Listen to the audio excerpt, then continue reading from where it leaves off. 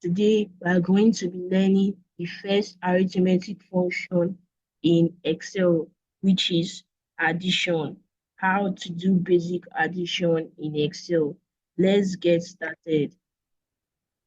To my right is a short data set we are going to be using to practice this. Now, as usual, before you start imputing any formula or doing any calculation in Excel, you have to start off with your equals to sign. So I'm going to be imputing that there. Next, I'm going to select 58. I'm going to add my plus sign, select 51, add my plus sign, select 93 and press enter.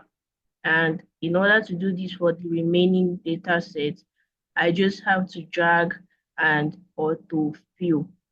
And that's that. To my left is a larger data set. What if I want to add a data set larger than this?